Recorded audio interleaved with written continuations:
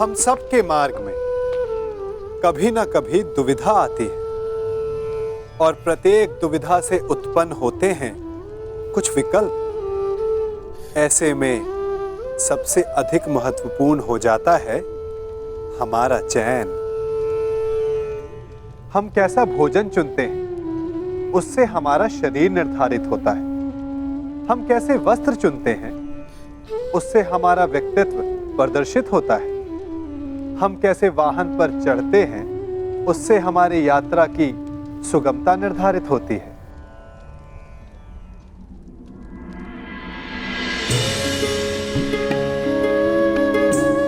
परंतु क्या हमारे चयन का महत्व केवल इतना ही है? क्या हमारा चयन सबसे अधिक महत्वपूर्ण तब नहीं हो जाता जब परिस्थितियां कठिन हो? बोलने से पूर्व शब्दों का चयन कर लेना वरदान सिद्ध हो सकता है और श्राप भी। विवाद के समय युद्ध किया जाए या शांति का प्रयास, ये चयन भविष्य बदल सकता है। नियति हमें द्वंद्व में फंसाती है, भाग्य हमें विकल्प देता है, परंतु भविष्य चयन पर निर्भर है। अब प्रश्न ये उठता है कि चयन कैसे किया जाए, क्योंकि मन तो चंचल है। परंतु इस प्रश्न का उत्तर भी हमारा मन ही देता है। जो चयन उत्साह दे, संतोष नहीं, जो विजय का आनंद दे, मन की शांति नहीं, क्या वो उचित है? हाँ या ना? ये चयन भविष्य बदल सकता है।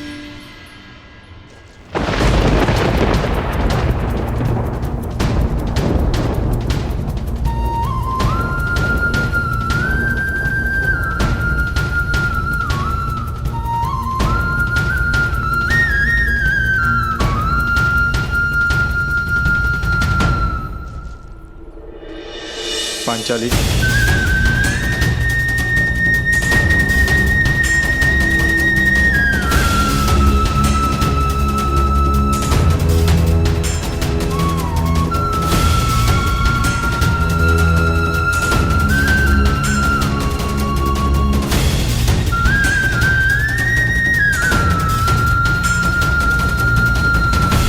आपसे भूल अवश्य हुई है माताश्री, परंतु इस भूल को मैं नियति समझकर स्वीकार करती हूं।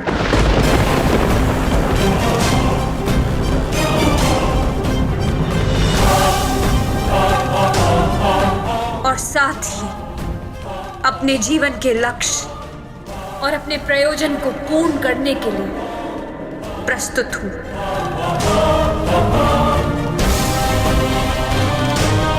मैं आपके 5 पुत्रों से विवाह करूंगी।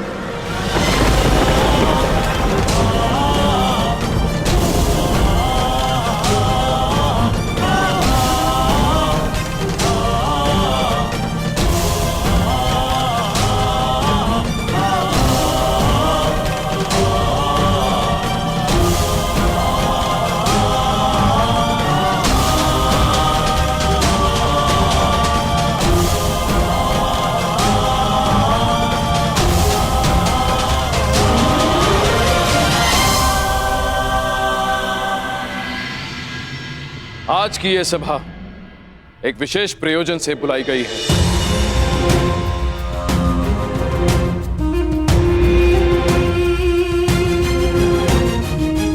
मुझे अनुभव होता है कि युवराज दुर्योधन को सम्राट पद पर बैठाने का समय आ गया है।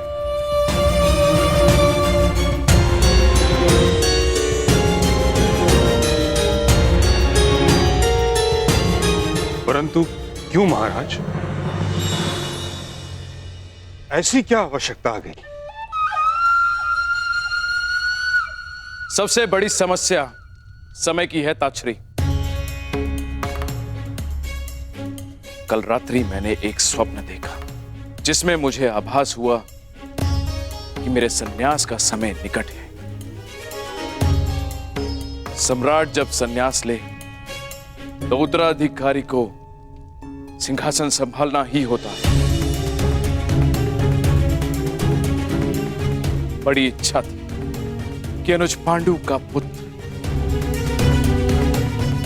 कुरुवंश का ज्येष्ठ पुत्र युधिष्ठिर साम्राज्य संभाले,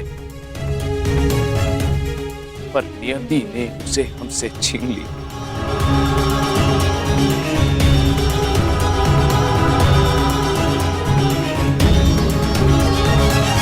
युधिष्ठिर के पश्चात मेरा मन अब विरक्त होने लगा है ताचरी, और राजा जब विरक्त हो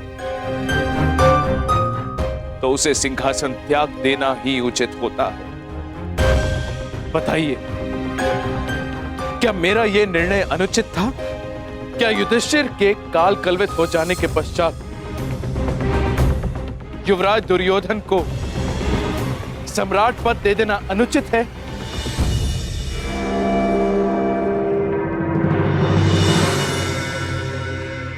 यदि नहीं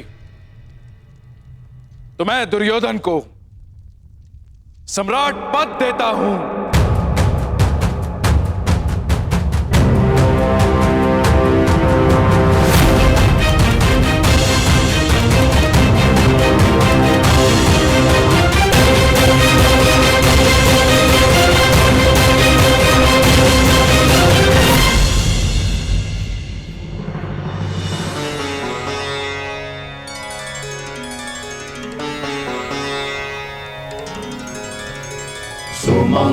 सुमङ्गलीर्यं वधूरिमां समेत पश्यत् सौभाग्यस्मै दत्वाया हस्तं विपरेतन् गृह्णामि ते सौभगत्वाय हस्तं मया पत्या जरादष्टिर्यथ सः भर्गो अर्यमा सविता पुरंधिर्मयं त्वा दुर्गार्हपत्याय देवः।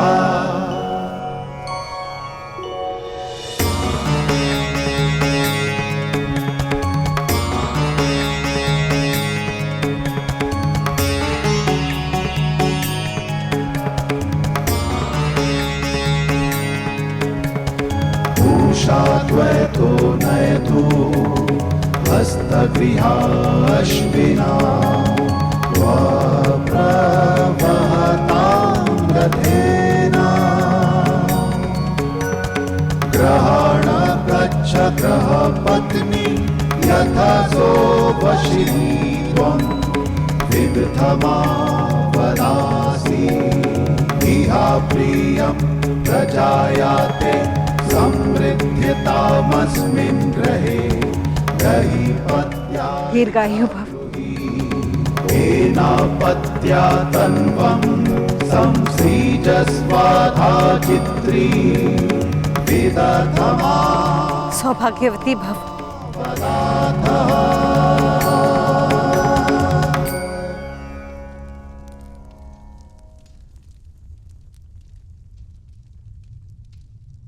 आयुष्मान भव। अपने जीवन का प्रयोजन सिद्ध करो। मैं आपसे पहली बार मिला हूं वासुदेव, परंतु न जाने क्यों ऐसा लगता है कि आपकी कृपा सदा रही है। हम अपने जीवन की यात्रा का प्रारंभ करने के लिए प्रस्तुत हैं वासुदेव। आशीर्वाद दीजिए और विदा भी। सहयात्री आशीष नहीं देता, साथ देता है पार। यात्रा तुम्हारी नहीं, हमारी प्रारंभ होने वाली है। मैं आपका तात्पर्य समझा नहीं वासुदेव। अग्नि वायु से विदा नहीं लेती,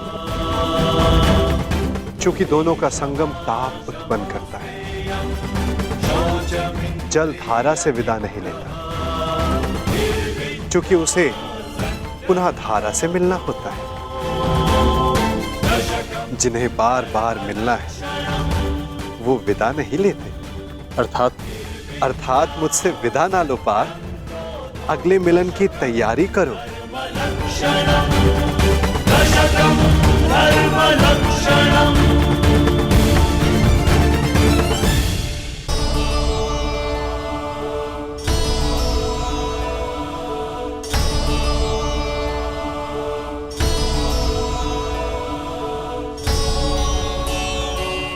मेरे जन्म पर आपने कहा था कि मेरे जीवन का लक्ष्य अर्जुन से विवाह से कहीं अधिक है। आज मुझे ये अनुभव हो रहा है कि वो लक्ष्य निकट है। निकट तो नया युग है सखी, जिसकी आधारशिला तुम्हें रखनी है। एक वचन दे सकते हैं मधुसूदन? बिना जाने वचन कैसे दे सकता हूँ? क्योंकि आप जानते हैं कि मुझे क्या चाहिए।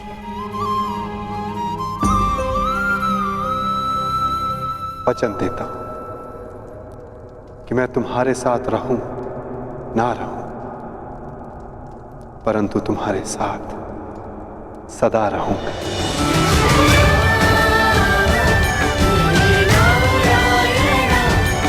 आपका साथ मुझे जीवन की यात्रा पूर्ण करने का साहस देता रहेगा सखा।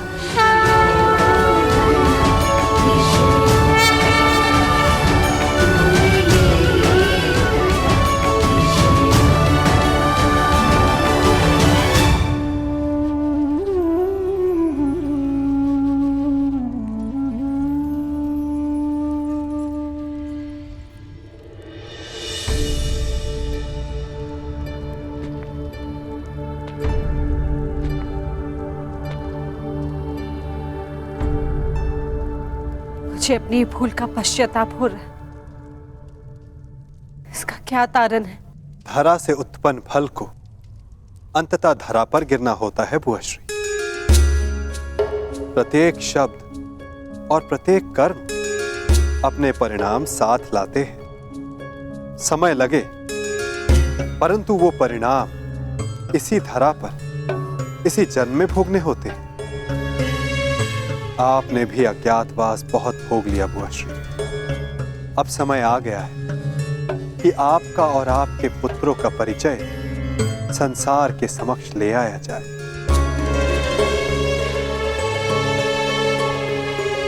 आप चाहते हैं कि हम हस्तिनापुर लौट जाएं?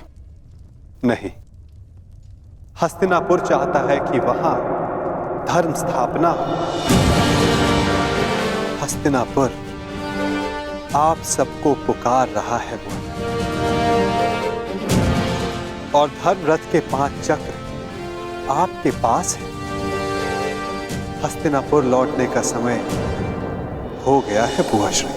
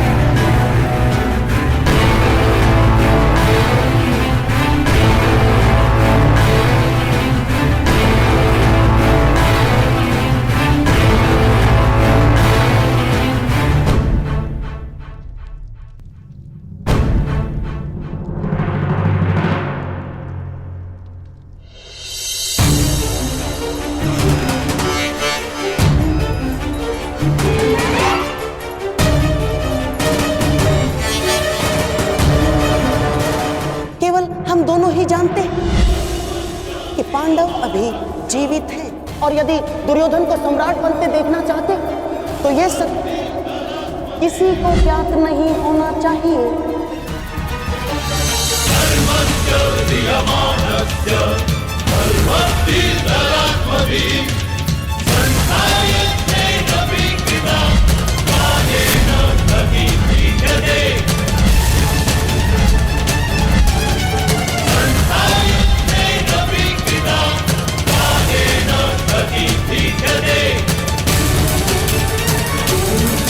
ठहरिए महाराज।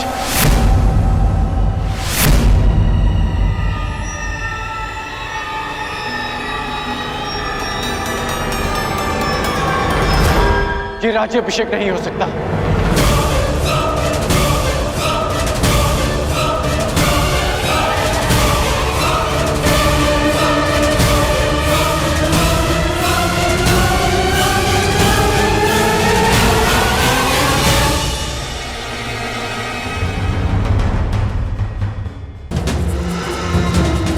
क्योंकि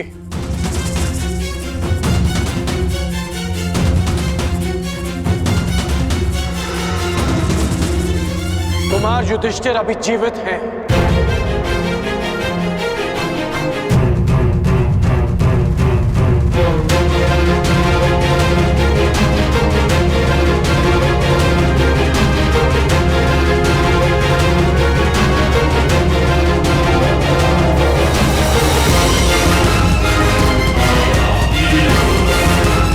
सारे पांडव अभी जीवित हैं।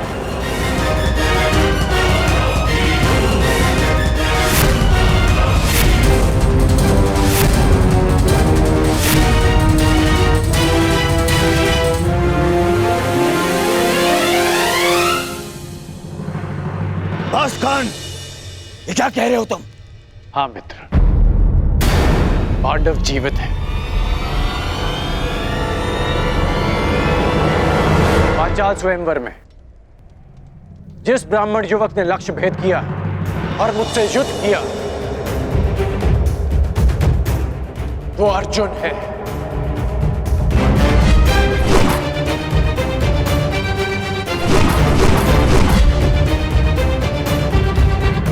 और जिस ब्राह्मण ने वृक्ष उखाड़ कर तुमसे युद्ध किया वो भीम।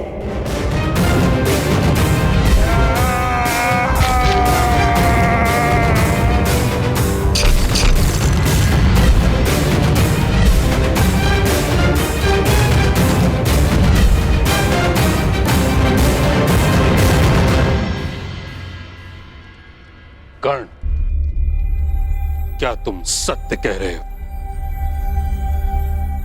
जी, मैं सत्य कह रहा हूं। यदि पांडव जीवित है तो दुर्योधन का राज्याभिषेक न्याय अनुचित है।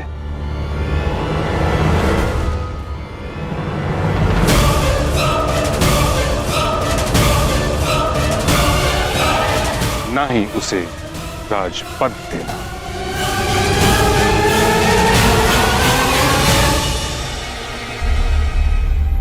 कैसी बातें कर रहे हैं महामहिम? पांडव जीवित हैं, ये केवल अंगराज का अनुमान है, अनुमान। कोई साक्ष्य नहीं है उनके पास। साक्ष्य कर्ण के शब्द हैं। कर्ण हठी हो सकता है परंतु असत्यभाषी नहीं। कब से? महामहिम, राजनीति में विश्वास से काम नहीं होता ना। राजनीति में केवल साक्ष्य से काम होता है। महाराज, यदि अंगराज के पास पांडव जीवित होने का कोई साक्ष्य नहीं तो युवराज दुर्योधन का सम्राट बनाने में भी कोई बाधा नहीं। महाराज, मेरा आपसे निवेदन है कि आप उन्हें मुकुट पहना दें। क्या तुम्हारे पास कोई साक्ष्य है अंगराज?